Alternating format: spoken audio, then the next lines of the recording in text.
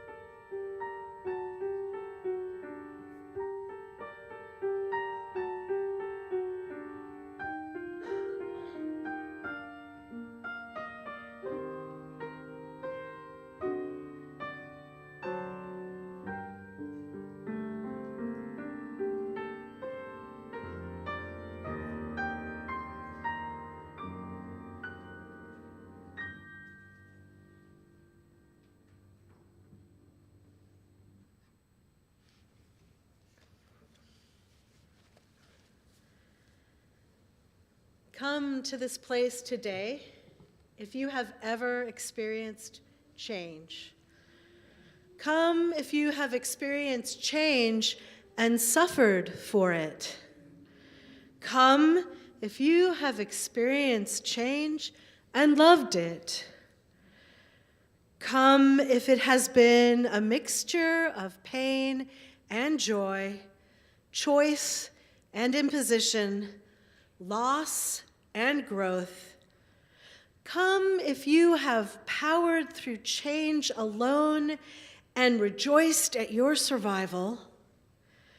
Come if you have known the sweet support of community as you navigate large shifts, or both. Come into this common space, this place where I hope you find belonging. Come, let us worship together.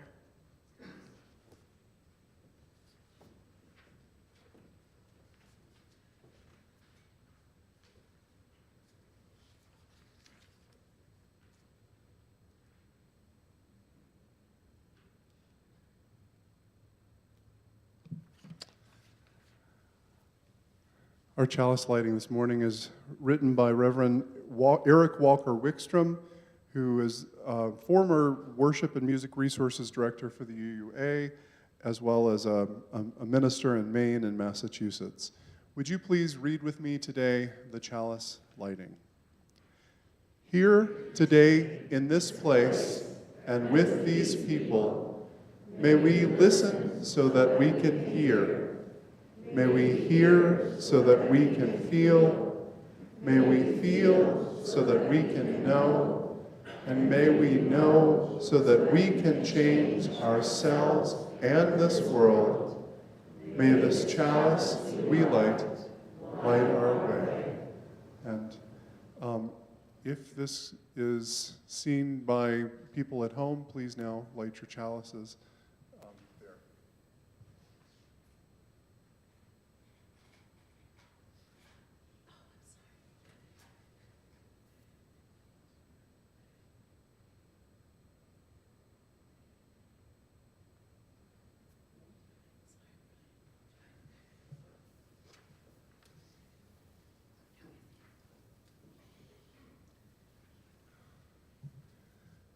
Would you please rise in body or spirit and sing "When We Are Gathered"? The words will be projected on the screen, and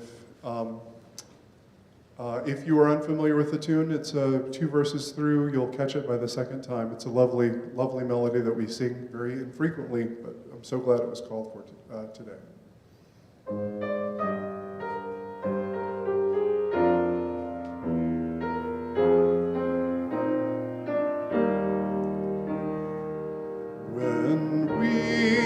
Gathered for a time of worship and of song. Let none forget the joys and griefs that mark each path of life, and thus we reach for those who love. We reach for those who shall pass, and time is fine, and countless seasons turn. So day by day our years increase until at last by life released our spirits shine like stars. Our spirits shine.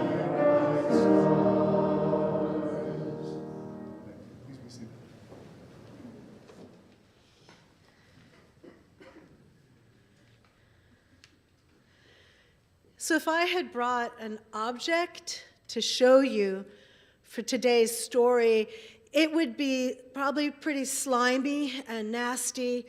I haven't seen it for more than 5 decades, and I left it far, far away. But you have some object from your childhood, some maybe teddy bear or something important you can imagine as well. This object was my faithful companion one summer when I turned 4. I remember that summer vividly because it was so different from where I had just been. And the year I had just spent was very different from any I had known in my first 3 years. My family had moved from Washington, D.C. to Moscow, the Soviet Union in those days. My father was a diplomat, foreign service officer, And so I remember after a winter that's cold and dark, very little fresh fruit or vegetables, the sunshine and honey and olives of Greece. So we spent a time in Greece. I have older siblings, and my parents didn't want to hear all my stories. So I poured out my heart to my inflatable plastic inner tube with a horse on the front. And guess what I called it? Horsey. The only other object of my childhood was Ellie, and that was an elephant, right? But I would talk to Horsey. I would ride in the ocean in Horsey. Horsey would take naps with me. And so when I got back to Moscow, I expected my mother to have deflated Horsey and bring Horsey out. And no, she said quite flippantly, well, you got a lot of use out of Horsey, and I just left him behind for someone else to enjoy. And you can imagine how that felt, right? I moved a lot as a small child, and I'm probably overly attached to objects. I still have some silk shirts my brothers wore in the 60s, right, that I can't fit into now. There are things I hold on to because they connect me to places and to people. But there's a good thing about change as well. Because I moved so much, and my father was also a Foreign Service brat, and he moved a lot. My mother swears that's why we could remember way back early memories into our childhood, because we were always somewhere new. She lived in the same town in Massachusetts till she went away from home. So she has these memories, but she can't pin them to anything. My father and my siblings and I, we could. My husband's father was a music professor who moved across the country until my husband was about 8, and they stayed in Phoenix when he got tenure and he got, job security. So my husband has a lot of early childhood memories as well. Change isn't always bad.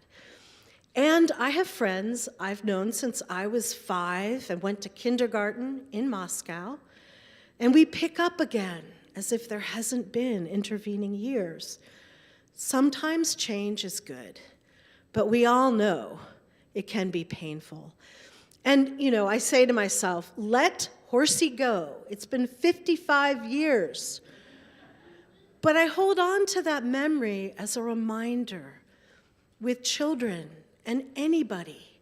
It's important to say goodbye to something that means something to you. Maybe we could have had a ceremony and, one of my siblings could have collected it out of the ocean as we sent it off. Or at least my mother could have let me choose how to say goodbye. It's important to acknowledge change. It's important to do it with love. And the other thing that happened to my family is Foreign Service families either get really close, or I know one that moved a lot. The parents divorced and it exploded. My family got really close. And in 2016, when my mother had a massive stroke, we all gathered from all over in St. Paul, Minnesota, to be near her. She had been living in assisted living near my sister, and there was talk about bringing her home to my sister's house. But she didn't know that house. It wasn't important to her. Having her 3 remaining children around her, that's what mattered. And hearing us argue and talk and sing to her and hold her hand, helping that big change she faced, probably went easier. She probably felt home. Love always helps change.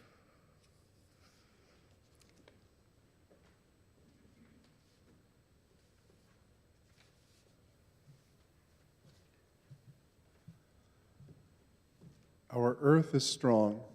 It can hold our pain and our joy, our love and our anger. Our shared bowl, which we use for joys and concerns each week is strong enough to hold big rocks, our collective celebrations and our pain, as well as smaller stones that'll be added to signify our individual joys and sorrows. We who live in the desert know that water is a life-sustaining and scarce resource. Let's remember those who are walking through the desert right now without access to water.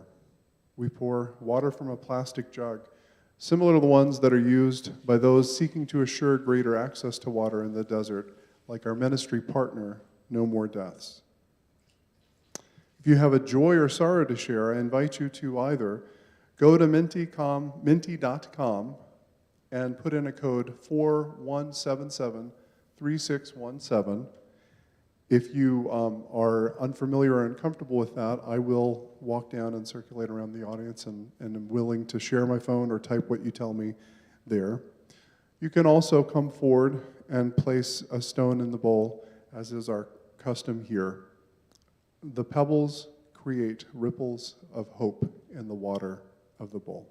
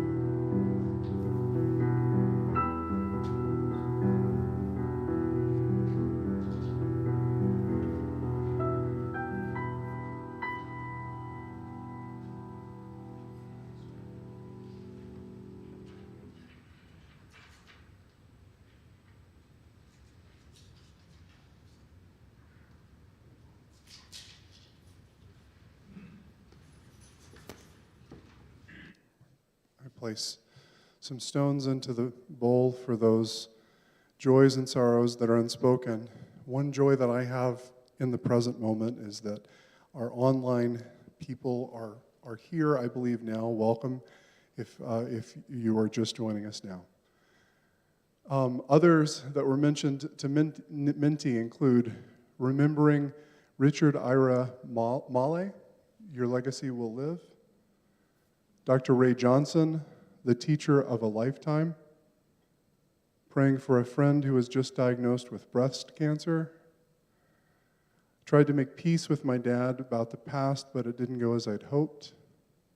We're with you. Grateful for warmer weather. Just wait. Hoping our son gets his first regular job. Good luck, fingers crossed. Oh, the death of my husband. Feeling massively relieved about a friendship my daughter has online. I met the parent today. For these and for the many other things that are with us in body and spirit, let's just take a second and breathe.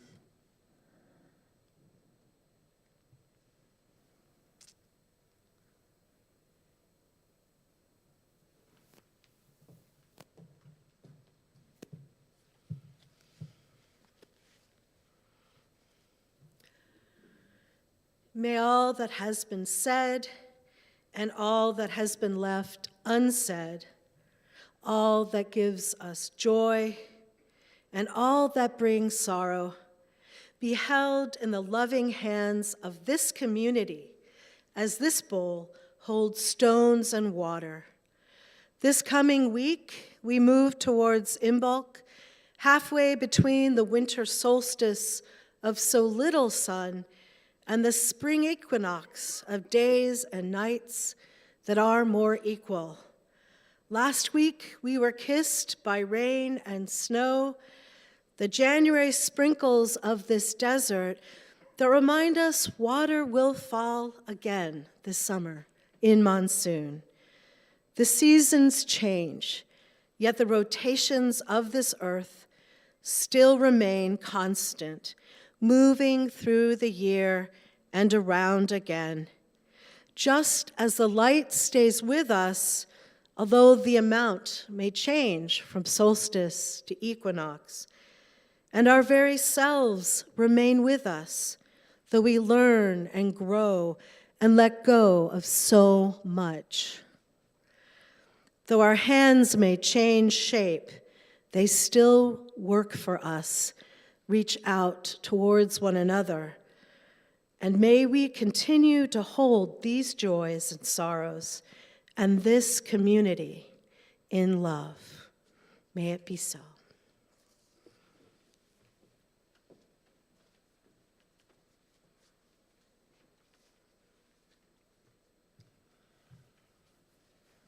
I know this rose will open. Words will be projected on the screen. We'll sing this relatively short chorus a few times through, so catch it as you can if it is new to you. I know this rose will open. I know my fear will burn away. I know my soul will unfurl its wings. I know this rose will open. I know this rose will open. I know my fear will burn away. I know my soul will unfurl its wings. I know this rose will open. Louder. I know this rose will open. I know my fear will burn away. I know my soul will unfurl its wings.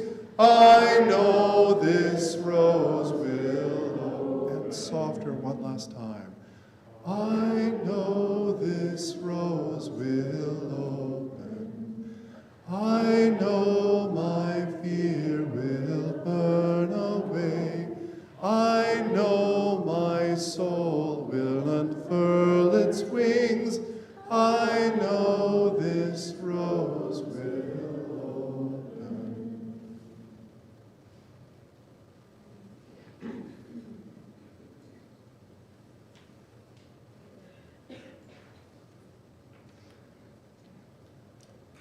What will you take from this place today? Will it be the message, the music, inspirational words? And will you, or can you, leave a symbolic part of yourself? An offering of the willing will be accepted with love and reverence. If you're joining us live stream, you can send a check to the office. You can give online at uuctucson.org/donate, or you can text 833-361-5796. You can do that if you're here as well. If you're in person, there are offering baskets in the, near the patio and near the doors. You can put something there before, now, after, and some of the past baskets will come around the room.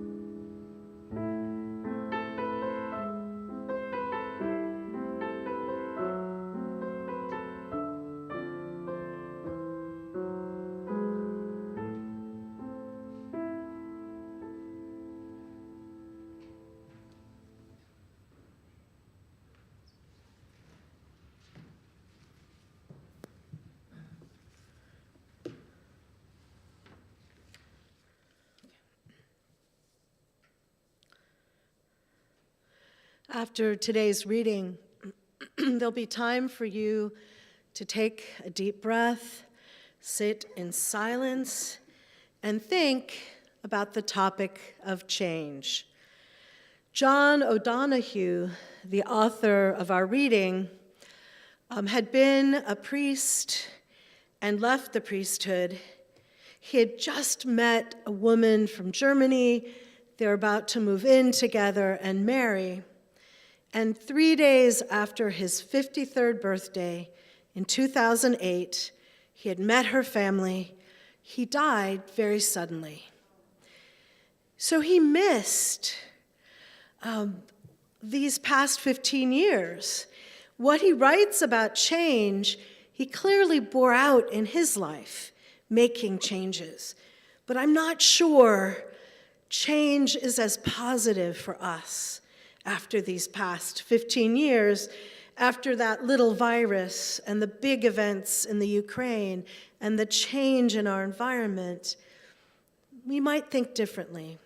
So I invite you to listen to the words, maybe you argue with them, take what has meaning for you, and take a time of silence after we hear For a New Beginning by John O'Donohue. In out-of-the-way places of the heart, where your thoughts never think to wander, this beginning has been quietly forming, waiting until you were ready to emerge. For a long time, it has watched your desire, feeling the emptiness growing inside you, noticing how you willed yourself on, still unable to leave what you had outgrown. It watched you play with the seduction of safety and the gray promises that sameness whispered, heard the waves of turmoil rise and relent, wondered, would you always live like this? Then the delight, when your courage kindled and out you stepped onto new ground, your eyes young again with energy and dream, a path of plenitude opening before you, though your destination is not yet clear.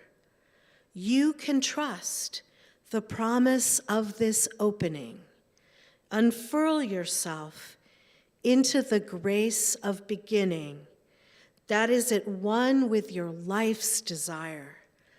Awaken your spirit to adventure. Hold nothing back. Learn to find ease in risk.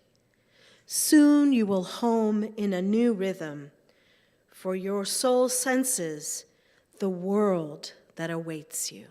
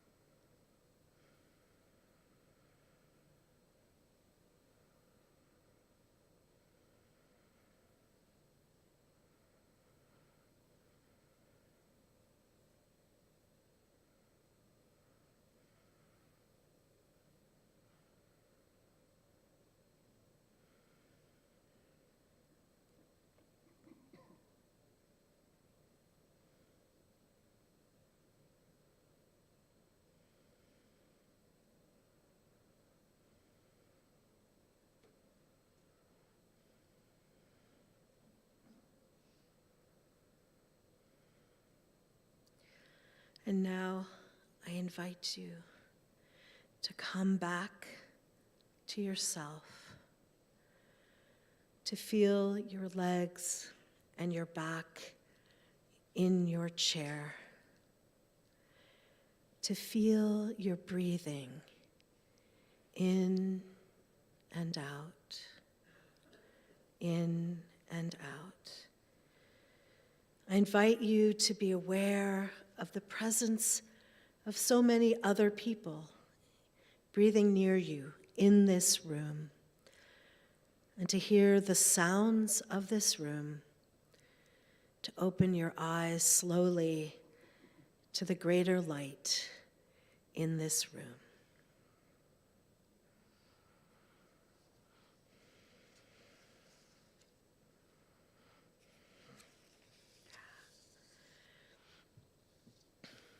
So I wonder what John O'Donohue would think if he jumped forward 15 years and saw us now, saw all the changes, saw what was happening in Europe and the Ukraine. I love that reading, and I think it's uplifting, and it talks about heading towards your life purpose, really important. But change isn't always comfortable or easy, and I think we know that from the past few years. We've lost people, we've lost the way we used to worship. The new way is good too, but there's some loss involved. And I think it's really important to remember that change is made better by love on so many levels. The first level I want to talk about, and the importance of love, is with ourselves. We need to take time to grieve and feel and walk through whatever change throws at us. My mother was really good at helping us embrace change, jump forward, be excited, try out a new place. She didn't want us to be those people who always remembered where we just lived. I couldn't forget it. And always dreamed of the next place where it rains more and it's greener, right? She wanted us to be right here, right now, enjoying that we live in Tucson or Sierra Vista, and we get to enjoy what that means. The hummingbirds and the restaurants and the people and the desert. But she didn't always let me mourn what I was letting go of, right? And I think it's important we do that. We acknowledge change can be boring, annoying, frustrating, overwhelming. And we need to take time with ourselves. Adrienne Marie Brown, in her book Emergent Strategies, talks about the importance of living into your emotions. She says if you don't feel them, they become time-traveling emotions that come back and reappear unexpectedly. In her 20s, she would push down what she felt, and it would pop back up unexpectedly out of her mouth, out of her tear ducts, even if she clamped her hand over her mouth. Anyone resonate with that? Yeah.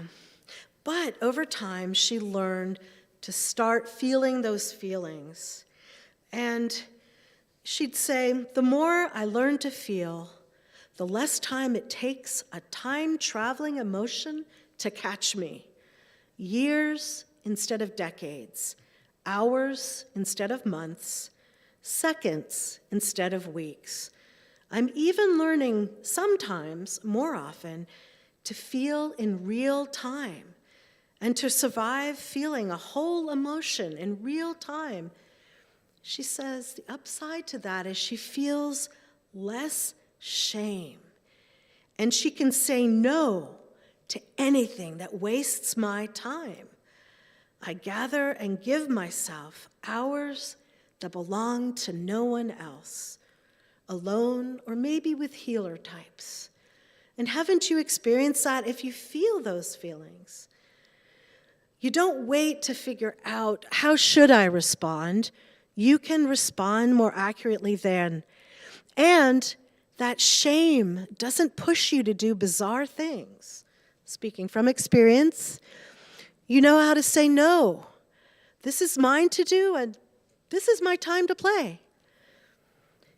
Love on the personal level is so important as we face change. And it's important in a different way. Have you ever noticed that sometimes a voice comes up in you and says, wait a minute, if I keep doing this, that's going to happen. Oh dear, I better change course. Sometimes that voice is bullying, isn't it? What the heck are you thinking? Yeah, I don't know what happened. But, can you hear me now? No, okay. Can you hear me? No. Dee Dee, can you put 3? Excuse technical difficulties. Thank you for your patience. Test. Hey, we're live here. Okay. Here, Okay, I'll use this one. Yeah, sorry. Now we'll have to play with it. Okay. Sometimes that voice is bullying, but when you have a stronger connection to yourself, when your ego is stronger, don't you find you can take criticism better, even if it's from yourself? And sometimes from friends and other people. You have an ability to see what you're doing if there's love in your heart for yourself. Sean Ginwright, who wrote the book The 4 Pivots, which is about change, says our first pivot has to be from using lenses to using mirrors. Instead of looking out at people, analyzing the world, deciding how they need to change, we have to look in the mirror first. And we have to have a good enough connection to ourselves to do that. Most ministers do something called clinical pastoral education. I think of it as boot camp for ministers. You visit people in a hospital or in a hospice or even in a church, and you gather with your cohort with these case studies, and people pull them apart. Wasn't that you talking there? Weren't you anxious because of what had happened in your past?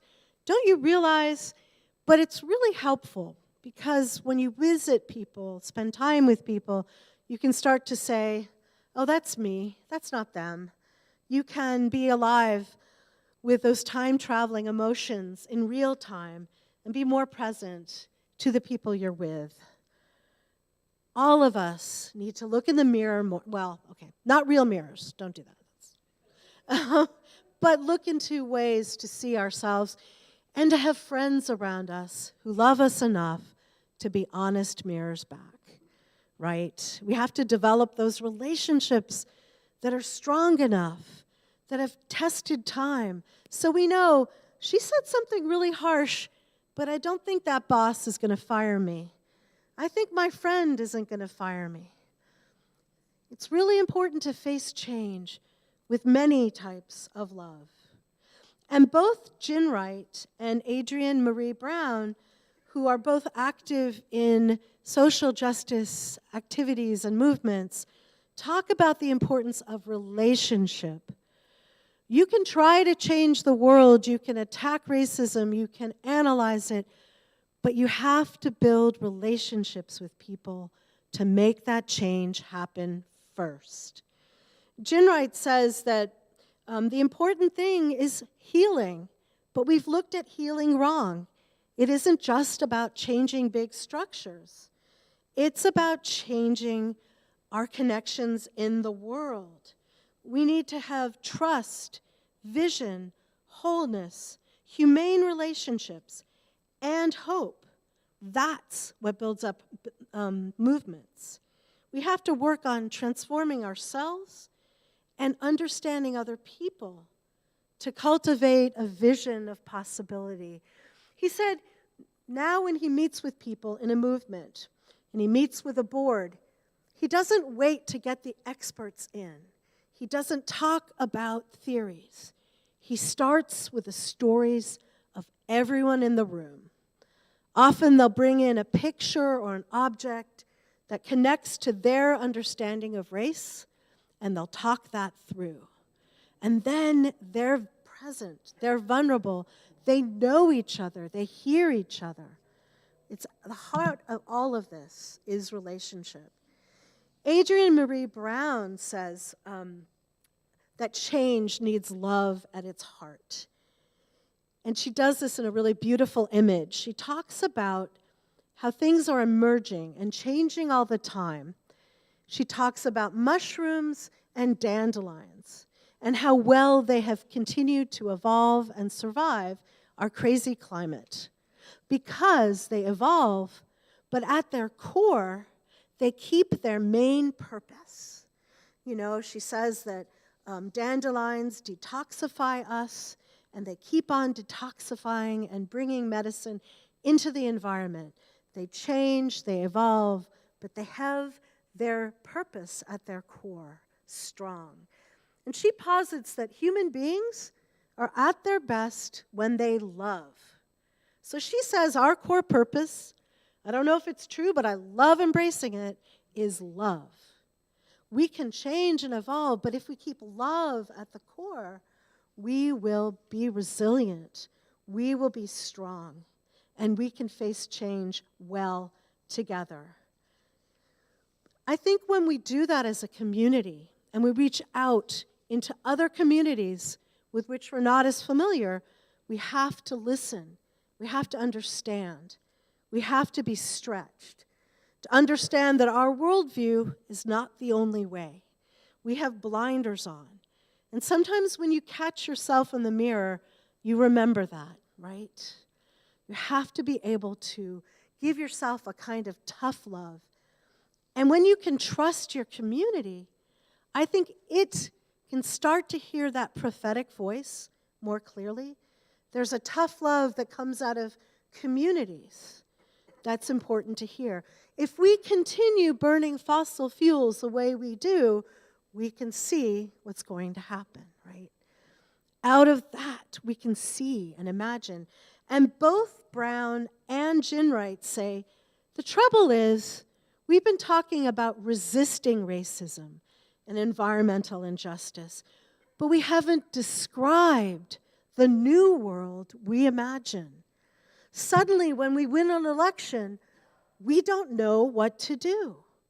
As Jen Wright says, what happens if we push in California and we stop building prisons for the youth? If we don't have an image of what justice is going to look like then, what a better life would look like then, what better education would look like then, what would we do? Both of them talk about that power of vision that I think means loving the future into being. And Brown has this beautiful description of that. She says she reads science fiction because that's the only thing that can give her a future both scary enough, real enough, and wonderful enough to work towards. She says that it's by doing that and creating those new visions of future, we create our world.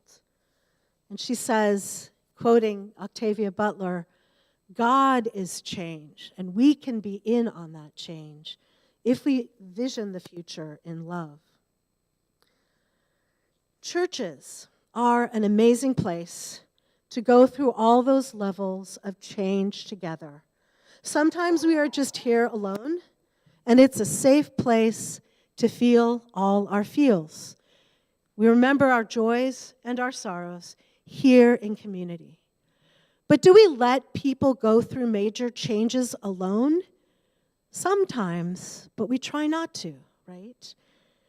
We have memorial services when someone loses a family member, a friend, a colleague, a parent, a child, a spouse.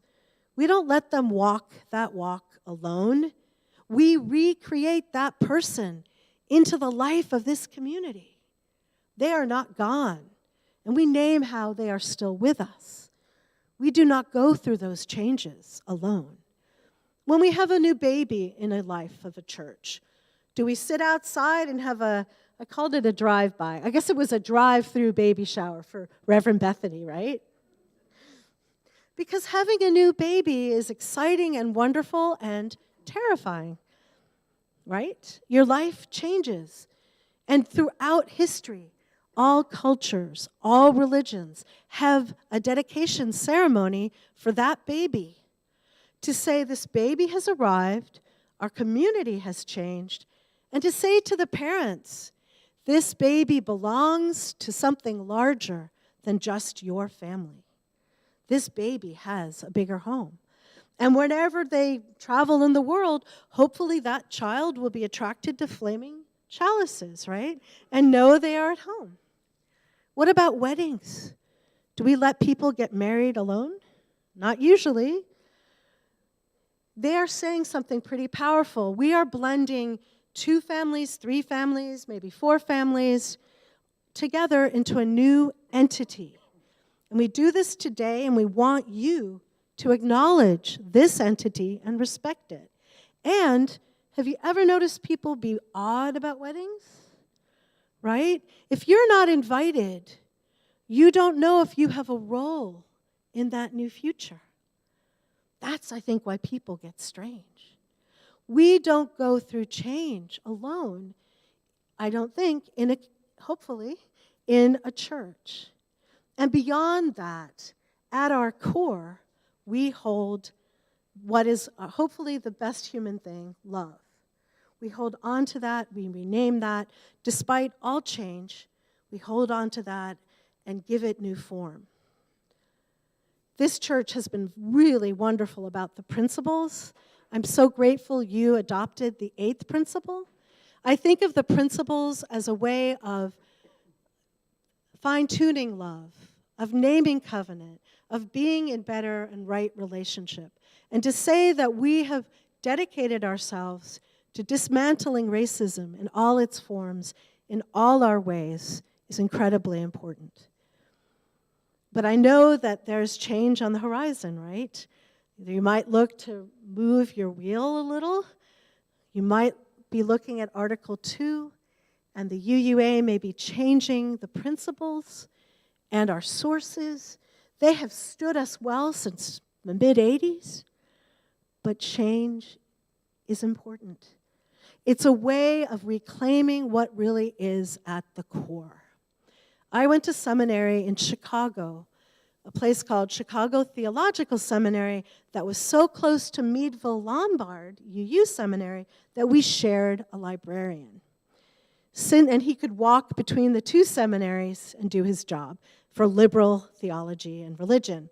Since then, Meadville Lombard has moved north, and my seminary, CTS, has moved south. Because we were right next to the University of Chicago, they wanted our buildings, at least our buildings. They built us a new building, gave us an endowment that will keep us going. It was wonderful, except when my friends go back and take pictures of our old buildings, there's a Starbucks in it. Did they remember to take those two pieces of Plymouth Rock, one from Plymouth, England, and one from Plymouth, Massachusetts? Is that in our new building? We no longer have a place to live. There's no more dorm. I was one of the few people actually living in it, but it's gone. And then I stop and I think, I know what is still in my seminary. Many of my professors, many new students yearning to support liberal religion in the world.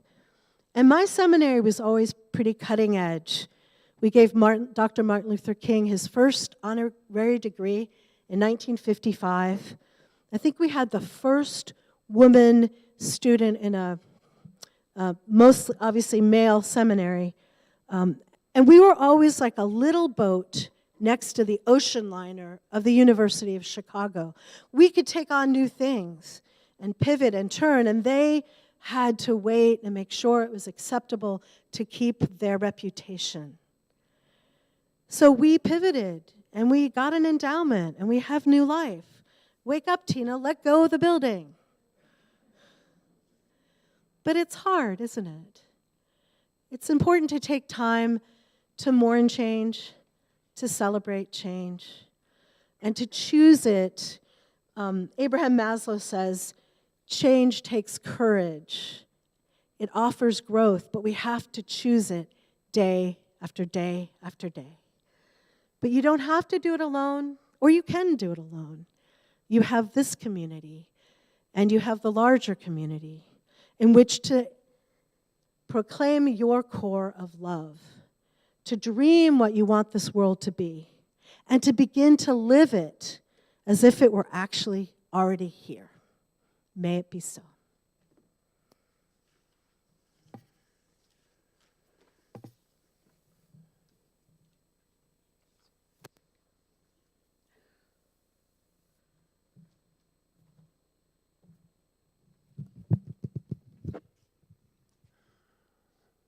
Would you respond in hope and put the hope of change just spoken into the song that I'm going to ask you to sing? Soon the day will arrive.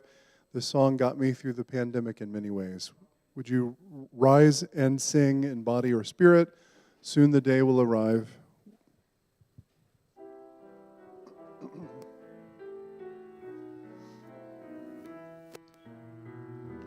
Soon the day will arrive when we will be together, and no longer will we live in fear.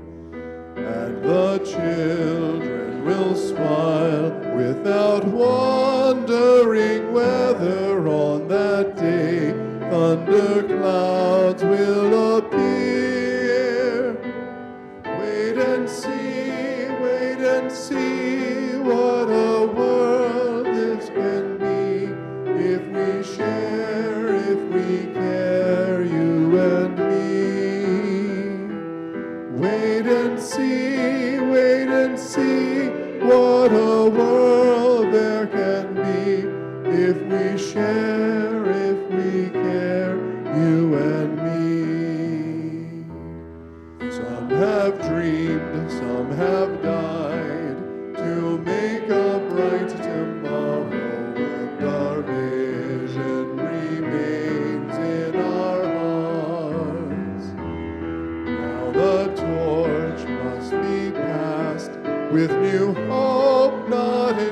sorrow and a promise to make a new start. Wait and see what a world there can be if we share, if we care, you and me. Wait and see what a world there can be if we share, if we care, you and me.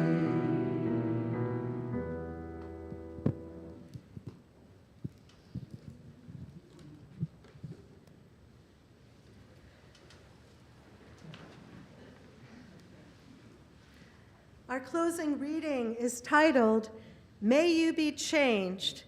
It's by lifelong UU and Director of Religious Education, Emily Richards. May you leave this time together changed. May the promises you have made to yourself about who you want to be feel closer to the reality of who you are now. May you share that feeling of transformation wherever you go. May it spread into every word, deed, thought, and interaction, until we are all changed, transformed, and transforming together, becoming our better selves.